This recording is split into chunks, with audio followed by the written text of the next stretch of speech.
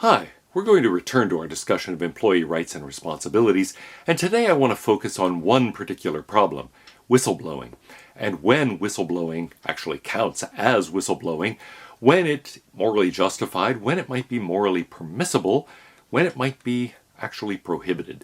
In any case, what I want to talk about is that in light of the general question of employee and employer rights and responsibilities.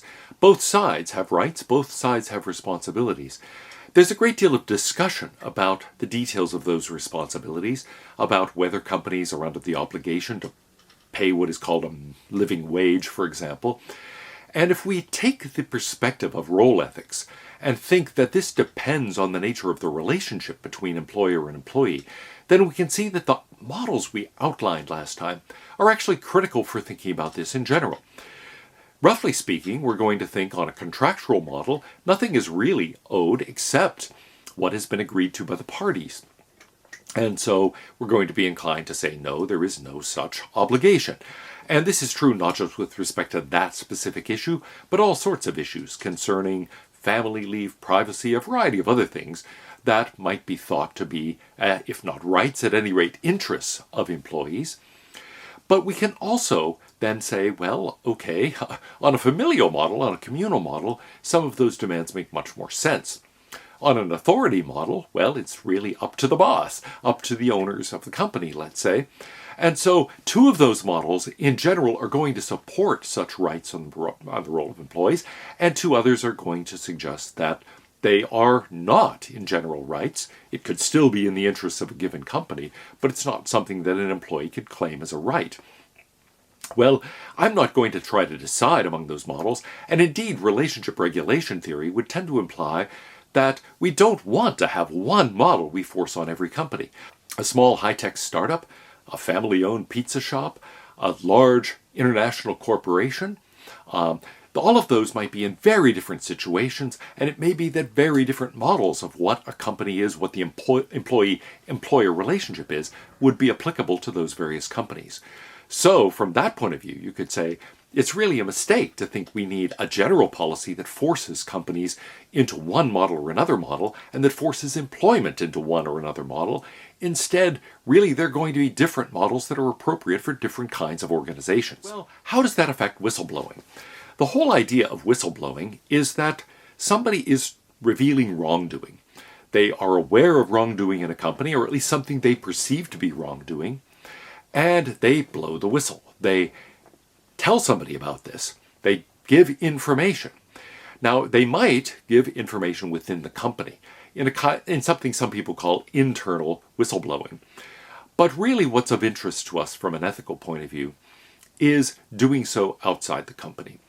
I think the issues are in many ways parallel, and a lot of the considerations in favor or against could apply internally as well as externally. But here I want to focus on the question of giving someone information about wrongdoing, at least perceived wrongdoing, who is outside the company. So we might try to do it more precisely and say whistleblowing is somebody inside an organization revealing wrongdoing within that organization or by that organization to someone outside of it. Now, let's reflect on the distinctions that are involved in thinking hard about what whistleblowing really is and when it might be justified. First of all, there is the distinction between an internal and an external whistleblowing. Internal, well, we might reveal this to someone higher up in the company.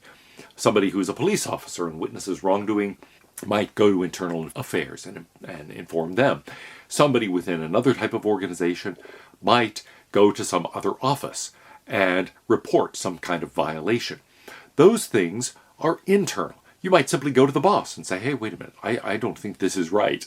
In any case, that sort of thing is usually what companies would prefer. If somebody notices something going wrong, report it to the authority within the company. On the other hand, you might also have external whistleblowing where somebody reveals the wrongdoing to someone outside, a government official, let's say, or a journalist. So those things are rather different.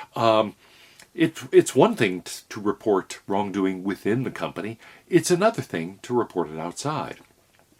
Suppose you found out that a sibling were doing something wrong. It's one thing to tell your parents, it's another to call the police. And that's something like the analogy that exists and the distinction that exists between internal whistleblowing and external whistleblowing. For the most part, as I said, we'll focus on the latter. A second distinction is between government and non-government agents in this.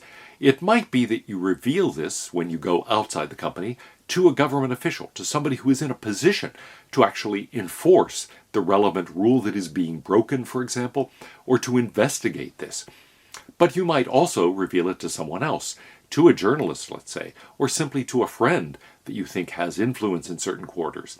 So in any case, you might reveal this to a government regulator, a government agency, someone tasked with investigating things, the police, the EPA, etc., or you might reveal this to the press, to someone outside, to a writer, perhaps to a politician. And then a final distinction is between the personal and impersonal here. Sometimes the wrongdoing can be attributed to particular people. Hey, that person is skimming items off their expense account. Or I've seen that person go in and stealing people's lunches. Or, more seriously, this particular person was involved in that contract and actually gave that contract to somebody who is a close friend. Those kinds of things are, you might say, personal wrongdoing. Look, somebody within the company did something bad. Wrongdoing within the company, in other words. But there's also wrongdoing by the company that is more impersonal. The company has been dumping pollutants into the river, for example, surreptitiously. Or the company has been selling defective products. Or it's been accepting defective raw materials and then using them to produce products that may or may not actually turn out to be reliable. Those are things that are wrongdoing by the organization itself. Now, almost always, they also involve wrongdoing by particular people within the company, but the person who finds this out may have no idea who authorized that. Suppose you are there and actually in charge of opening and closing various effluent pipes and so on, and you notice that every night these things are being turned on around 1 a.m. and then shut off around 4 a.m., and you think, wait, we're dumping pollutants into the river. You may have no idea whose decision that was, even whether it's an intentional act or a mistake. But it's wrongdoing by the organization at least, and you might report that even though you have no idea who was involved in actually making the decisions, conducting those actions, or even if anyone was, if they were intentional at all. Now, what kinds of wrongs are at issue here? Well, presumably harm. Harm to the public, harm to consumers, harm to other people the company is dealing with. Maybe harm within the company to employees. It might be that the whistle gets blown on unsafe working conditions in this plant, in that mine. And so it's somebody who is a stakeholder, presumably, who is at least put in at risk by the company and may be directly harmed. There is actual or potential harm to somebody who is a stakeholder in the company. There is also a question of deception. Sometimes you might say, it's not so much a risk as it is deception. The company is lying to people. It's lying to the government. It's lying to the financial agencies. It's giving false reports to Wall Street. Somebody is falsifying the financial data. Is that causing specific harm? Well, perhaps not in the sense in which dumping pollutants into the river would be. It's not creating a risk in the same way, but it may be creating a financial risk for anybody who invests in the company. Now, there are arguments against whistleblowing. One of them is simply loyalty to the company. One of the obligations that an employee seems to have is loyalty. The employee is supposed to be working for the company, doing things to promote the good of the company. And so for an employee to whistleblow at a time when that might harm the company seems to be a disloyal act. And indeed, within companies, often whistleblowers are treated very badly, either in some direct way or at least informally, socially, become pariahs because they're viewed as disloyal to the company. So loyalty is a real consideration. A second consideration is the risk to the whistleblower, not only that kind of social risk of losing friendships, but also maybe being fired, maybe being penalized, demoted, perhaps even if it's an extreme case, a physical risk. Under what circumstances is whistleblowing obligatory? Are you required morally to blow the whistle, to reveal harm, or at least potential harm, a risk of harm, to someone outside the company? Here are some conditions. that people reflecting on the nature of business ethics have devised. First of all, the harm needs to be serious. It needs to be serious enough that people need to have that information. There needs to be at least a serious risk of serious harm. The dumping pollutants into the river, if it's a serious harm to wildlife, to the population downstream, those are significant. That's something that maybe you have to respond to. Similarly, somebody skimming a little bit off the expense accounts, suppose you find out, well, gosh, they claim they left a tip of $10 and in fact they left only $5. That may or may not be something you think is really worth making a big deal over. But somebody who's been embezzling money, who, let's say, wrote themselves a check from the corporate account for $20,000, yeah, okay, now we're talking about something serious. That's something that needs to be reported. A second consideration, of course, is that you have somebody to report it to. Now, you might think that's a trivial thing, that you can always go to somebody outside the company, even if not to anyone inside. But that may or may not be true. It may turn out that in some settings there really is no authority you can go to. It might be that in that small town, for example, that person is the authority. You find out that the mayor is doing something illicit. Who do you go to? Maybe the press, but you find out, well, gosh, the editor of the newspaper is the best friend of the mayor. They're not going to report this. So in some settings, there's really no way to do it. There has to be at least a viable way of reporting this to someone in a position of authority who might do something about it. The same thing can be true in companies or in politics, where you find out that there's some wrongdoing going on, but anybody you would report it to is already in the pocket of the person doing the wrongdoing. And in those situations, you might say, I've got an excuse. It's no longer obligatory because there's nothing I can actually do. There's nobody to go to. A third consideration is that you've exhausted the internal procedures.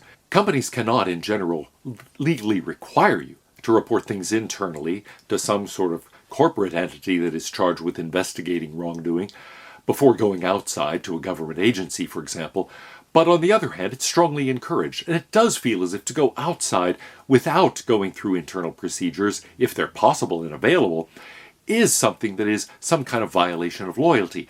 So this can be obligatory only if you actually have exhausted the internal procedures. Then it becomes permissible and maybe even obligatory to go outside. But if you haven't taken it internally, you might argue that you really shouldn't go outside. A fourth consideration is that you have evidence. There should be actual evidence of wrongdoing. If you simply say, well, gosh, I've heard this, and, my buddy says that he heard somebody say that so-and-so was doing, what do? I've heard about examples of wrongdoing, but I have no direct evidence of it. I have no first-hand knowledge. Instead, it's a matter of somebody whispering that somebody else. That's gossip. Okay, that is gossip. It is not evidence. And so, in those circumstances, to report the gossip, maybe you could report it as gossip. You might say to the boss, hey, have you heard? I'm hearing things on the grapevine that there might be something weird over here. That's one thing, but that's very different from actually making a report. And to actually go outside the company and, let's say, pass a rumor on to the press, that seems illegitimate. So in this case, it's not only a condition for it being obligatory. It would seem to be that, look, if it's just a question of rumors, then to go outside the company really feels like not only a violation of loyalty, but like something that's an immensely dangerous thing to do. After all, you have no first-hand knowledge, you have no evidence. It may well be, and indeed it seems to me it is the case often, that gossip has very little foundation. What percentage of gossip you hear is actually true? Well, some percentage. It depends on the organization and the friends you keep. But it might be that a lot of it's false. A lot of it's somebody's conjecture, somebody's guess about what somebody else's state of mind was or what they might have done. And so, in general, you should have evidence, first-hand knowledge or something equivalent to that to indicate the wrongdoing. The fifth and final condition is that you should have some chance of success. So not only does there have to be a way of reporting this, but you have to think that something good might come of it. You might actually be able to stop this. Now, I've already mentioned the possibility that whoever you might report it to is already a friend of the wrongdoer, and so you've got no chance of success. But it might be that you have no chance of success for other reasons. Maybe it's not a question of that sort of thing, but basically nobody's going to listen to you. You've already been let's say, a boy who cried wolf. You went to people several times and said, I think maybe blah, blah, blah, blah. And they don't believe you anymore. So there's no way you can actually succeed in convincing anyone, even if this time you do have evidence and you're right. In any case, here's the idea. There has to be serious harm, or at least a serious risk of serious harm. You have to have some means of reporting it. You have to have exhausted internal procedures. You have to have evidence or first-hand knowledge or something like that. And you have to have a chance of success. If all those conditions are satisfied, then the seriousness of the danger is something that justifies you and, moreover, may make this obligatory. Hoffman and Schwartz, however, want to stress this does present serious danger to the whistleblower. After all, your job might be at stake. Your life could even be at stake. Your chances of promotion, your current position might be at stake. And so you might have a lot to lose. And indeed, there are whistleblowers who have found that they had to leave the organization, that they got fired, or that they really were retaliated against, became unemployable in their industries, became viewed as a troublemaker and disloyal. And so there is a real danger to the whistleblower. So Hoffman and Schwartz want to stress, look, there is something on the other side of the balance sheet. You have to think about the effects on you. And that may provide you with serious reasons not to proceed. You should ask, does the company have an anti-retaliation policy? Is it one that's actually followed? Or are you setting yourself up to be some kind of target? Secondly, you do have to have reasonable evidence or first-hand knowledge, something solid enough that you can go to someone and say, look, this is not just a rumor, this is not just third-hand information, I have real evidence and here it is. Then you've got something for someone to investigate. If it's simply a matter of hearsay or rumors or your hypothesis about what might have happened, what is there even to investigate? Finally, you have to be professional about it. So you have to do this in a way that actually meets professional standards. Now, what do I mean by that? Well, there are ways of proceeding that would strike people as really unprofessional. To, for example, yourself, place an ad in the newspaper and say, guess what Billy's been doing? He's been stealing people's lunches on the 5th floor. That's a crazy way to respond, and a highly unprofessional way to respond. It is a form of whistleblowing. It's not only that in that case it doesn't seem like a very serious harm, but it also is a problem of doing it in that particular way. Part of this is a matter of following internal procedures, then going externally, but then going to the appropriate authority. After all, you do owe some degree of loyalty to the company, and even if the company itself is engaged in wrongdoing, you might think, you owe it something, and you owe yourself something. Sometimes whistleblowers are retaliated against and become unemployable, not so much because they blew a whistle, but because of the way they did it, because they did it in a way that was not very professional, that caused unnecessary damage to people, unnecessary damage to organizations. Of course, sometimes that's the point, and here is the other side of the problem. It's one that business ethicists mention. I think a lot of times they don't give sufficient attention to. There are many people who in an organization, whatever its nature, may become dissatisfied with that organization, or may get angry at any rate at some particular individuals within it. They bear grudges. They want to do things that harm individuals within the company. They want to do things that harm the company itself. And so you might say, look, a lot of whistleblowers not only don't have first-hand knowledge and don't have evidence, but also really are doing this out of a personal grudge. Now you might think, well, who would do that? Turns out lots of people do that. Lots of people bring complaints that are false, that are based on nothing but their own suspicions, that are irresponsible, that shouldn't be aired beyond their own private thoughts. And why do they do it? The problem is ancient. Think about the 9th commandment, thou shalt not bear false witness against thy neighbor. This is an ancient problem. People do bear false witness all the time, out of personal animus, due to some ideological commitment, because they really were treated badly and they see this as a way of getting back at somebody, taking revenge, or actually restoring a state of justice by injuring people they perceive as injuring them. They also, of course, might be doing this by mistake. They might simply have looked at the accounts and said, wait, this doesn't add up. Somebody's taking something and they just made a mistake. They did it wrong, or they didn't realize, wait, this is only part of the story. You didn't take into account all these other things that are part of the balance sheet that weren't reflected on what you saw. So in short, it's possible for people to bear false witness either maliciously or mistakenly. It's not just a question of having evidence or having first-hand knowledge. We have to think, do you have sufficiently strong evidence that you are willing to say this happened?